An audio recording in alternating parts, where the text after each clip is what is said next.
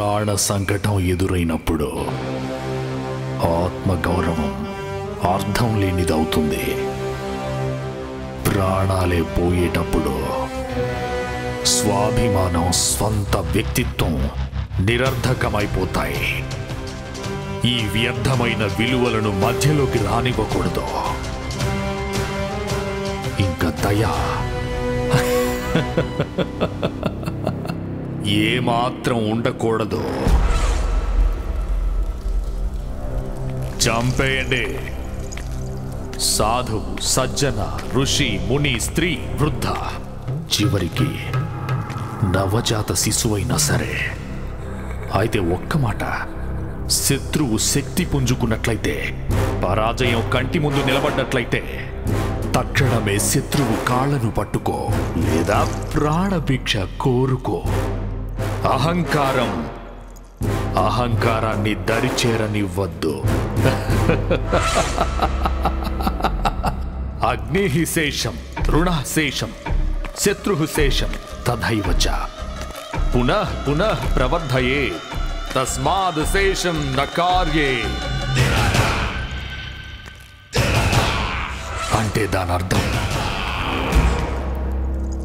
ఒక్క అగ్నికణం గాని, ఒక్క వరహారుణం గాని మన శత్రువు పుత్రుడొక్కడైనా మిగిలి ఉన్నట్లయితే ఏ క్షణమైనా భయంకరమైన రూపాన్ని పొందవచ్చు. కనుక అందరినీ సమూలంగా నాశనం చేయడమే ఏకైక పరిష్కారం మన భద్రతకి. అందుకే చెబుతున్నాను, సామదాన దండ భేదాల్లో దేన్ని ఉపయోగించాల్సి వచ్చినప్పటికీ శత్రువు ప్రాణాలను హరించడమే తక్షణ కర్తవ్యమని తెలుసుకోవాలి. వదిలిపెట్టద్దు మన ప్రత్యర్థి.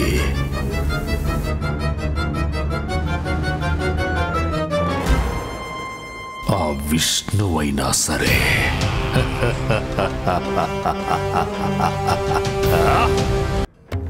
కంసుడు కూడా దీనికి మినహాయింపు కాదు. ఈ ప్రపంచంలో కంసుడికి కూడా ఒక పుణ్యాత్మ, ఒక సహృదయ ప్రాణం ఉంది.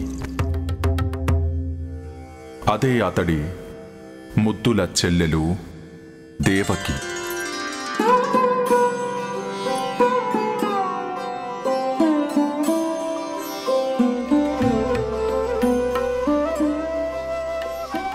దేవకీ దేవికి కంసుడు కేవలం సోదరుడు మాత్రమే, మహారాజు కాదు. తన చెల్లెలి చిరునవ్వు కోసం భూమి ఆకాశాలను ఏకం చేయగలడు.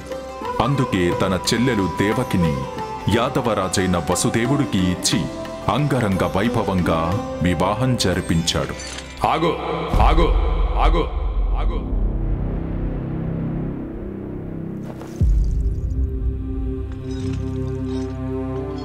తమరికెందుకు ఈ శ్రమ? తమరు మధుర మహారాజు. లేదు బావగారు, నేను కేవలం సోదరుణ్ణి మాత్రమే. అందుకే మా సోదరితో మరికొన్ని క్షణాలైనా సంతోషంగా గడపాలనుకుంటున్నాను. కంసుడి హృదయంలో చెల్లెలి పట్ల పొంగే అనురాగ సాగరం హఠాత్తుగా ఎండిపోయింది. అందుకు కారణం ఒక అశరీర వాణి. మహాపాపి క్రూర దురాత్మ కంస,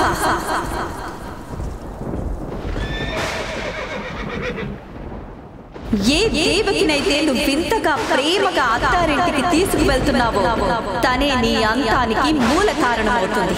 నీ పాలిట యముడు నీ ప్రియమైన చెల్లెలి కడుపున తన 8వ సంతానంగా జన్మించి నిన్ను నాశనం చేస్తాడు.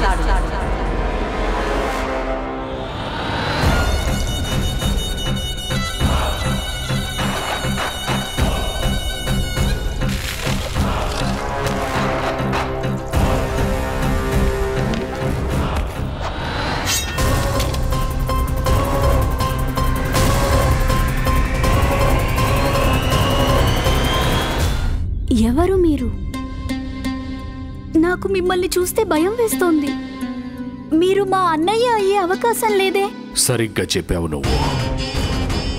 నా సర్వనాశనానికి జన్మనిచ్చే దుర్మార్గురాలితో నాకే సంబంధం లేదు. మహారాజా, రక్త సంబంధాన్ని క్రోధాగ్నిలో బూడిద చేయకండి.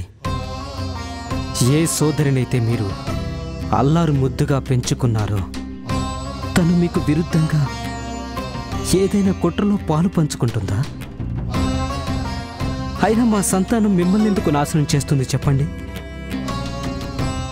మీ తోడపుట్టిన సోదరిపై దయ చూపించండి మహారాజా. తమరి పరాక్రమంతో మీరు ఎంతో మంది అసురుల్ని ఓడించిన మహావీరుడు. ఆ అసురులంతా దాసోహమై మీకు సేవలందిస్తున్నారు. ఓ మహాయోధాగ్ని, అంతటి అసురుల వీరులే మీకే హాని కలిగించలేకపోయారు. అలాంటిది తమరి సోదరి తమరికేం హాని చేయగలదు? దయ చూపించండి మహారాజా, దయ చూపించండి. తమరు మధ్యలో అడ్డుపడకండి బావగారు. మీరు వినలేదా? తన 8వ సంతానం నన్నే వధిస్తాడని. ఇప్పుడు ఆ తల్లే లేకపోతే 8వ సంతానం అనే ప్రశ్నే ఉండదు కదా. అలాగైతే మీరు నన్ను అంతం చేయండి. ఒకవేళ నేనే లేకపోతే దేవకికి సంతానం కలిగే సమస్య ఉండదు. మా బావగారిని చంపి పాతకం మూటగట్టుకోలేను. తోబుట్టువు హత్యా పాతకం మూట కట్టుకుంటారా? ఎవరిని ముద్దుగా పెంచుకున్నానో వారిని అంతం చేసే అధికారం ఉంటుంది నాకు. బావగారు, తమరికి ఈ విషయంలో అంతగా సందేహం ఉంటే తమరు మాకు పుట్టే 8వ సంతానం ప్రాణాలు తీసేసుకోండి. 8వ సంతానం కాదంటే అంతవరకు పుట్టే పిల్లలందరినీ కూడా స్వయంగా మీ చేతులతోనే వధించండి. స్వామి, ఓ మధురాధిపతి, మా భార్యకు ప్రాణభిక్ష పెట్టండి. నేను అంటే శూరసేన మహారాజు పుత్ర వసుదేవుడు తమకి వాగ్దానం చేస్తున్నాడు.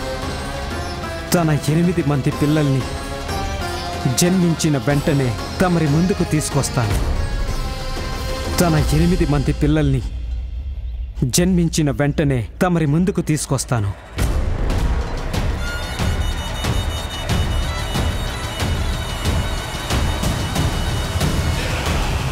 అభినందనలు బావగారు. మీ భార్య ప్రాణాలను రక్షించుకోవడంలో మీరు విజయం సాధించారు.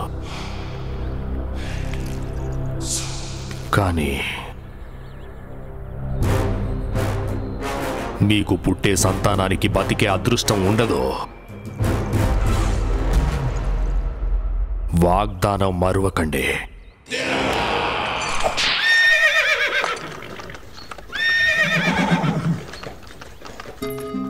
ఈ విధంగా రక్త పిపాసి కంసుడి కరవాలం నీడలో దేవకి వసుదేవుల వైవాహిక జీవనం ఆరంభమైంది. కంసుడి క్రూరత్వం, వసుదేవుడి వాగ్దానాల బాధాకరమైన వర్తమానం గోకులానికి తెలిసింది. అప్పుడు హరిహర, మహారాజైన వాసుదేవుడు కంసుడిని ప్రాధేయపడుండకపోతే దేవకీదేవి ప్రాణాలు పోయుండేవా? అవును నందరాజా, ఇప్పుడు నవదంపతులిద్దరూ కంసరాజు మందిరంలో ఉన్నారు. ఆ మందిరం కూడా చెరసాలకు తక్కువేమీ కాదు.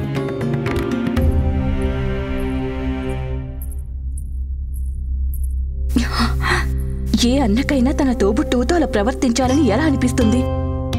అదే నేనైతేనా ఆ దుష్ట కంసుణ్ణి కుండలో పడేసి కవ్వంతో బాగా చిలికి చిలికి చివరికి వెన్న తీసి నెయ్యి కాచి పారేసేదాన్ని.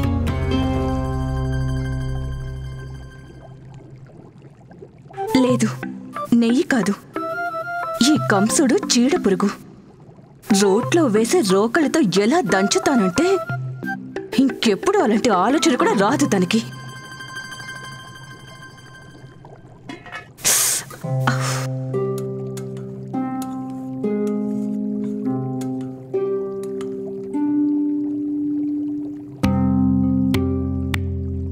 ఇదంతా తన రోహిణి అక్కకు తెలిసిందంటే పాపం తనే బాధపడాల్సి వస్తుంది. తనకి సంతానం కలగలేదనే కారణంగా వారే కదా వాసుదేవుడికి రాకుమారి దేవకిని వివాహం చేసుకోమని బలవంతం పెట్టింది? ఓ దేవుడా!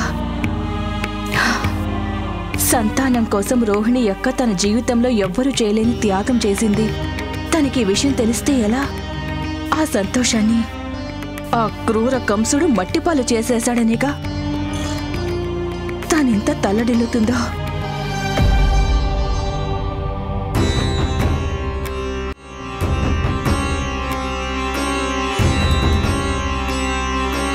రోహిణి అక్క,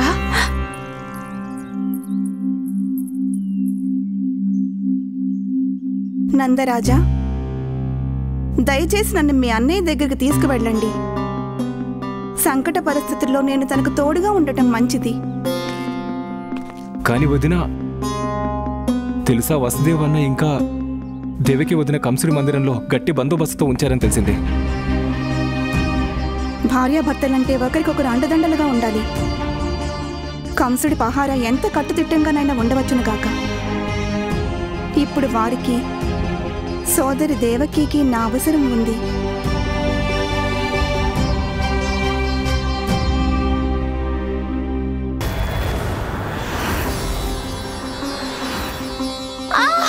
కొంచెం ఓపిక పట్టు, కొన్ని క్షణాలంతే.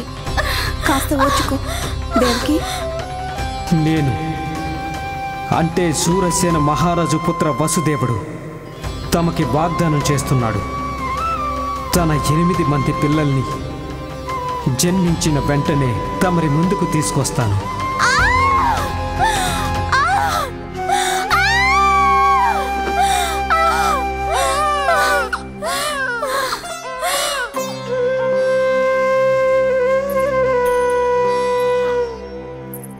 అభినందనలు స్వామి, తమరికి పుత్రరత్నం జన్మించాడు చూడండి.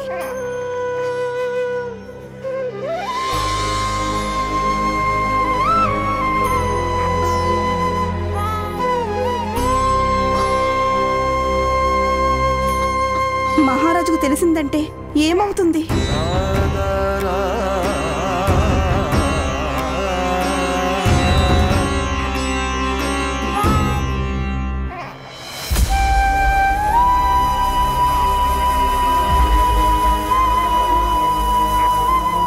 మా పుత్రుని చేతులతో ఎత్తుకోవాలని ఎన్ని సంవత్సరాలుగా నిరీక్షిస్తున్నానో తెలుసా? కానీ పుత్రుడు జన్మించాక నా కంట్లో నీళ్లే మిగిలాయి. లోకంలో ఏ తండ్రైనా సంతానాన్ని మొదటిసారి ఎత్తుకోగానే ముందుగా ఆలోచించేది పెట్టాల్సిన పేరు గురించి, తన బిడ్డ భవిష్యత్తుకు బంగారు బాటలు వేయడం గురించి. కానీ నేను నిర్భాగ్యుడైన తండ్రిని. నా పుత్రుడి భవిష్యత్తును అంధకారంలో మూర్చడానికి వెళ్తున్నాను. ఇప్పుడు తనకి పేరు పెట్టిన లాభమే ఉంది. తమరి వాగ్దానం ప్రాధాన్యత తమరి పుత్రుడు కంటే ఎక్కువ స్వామి.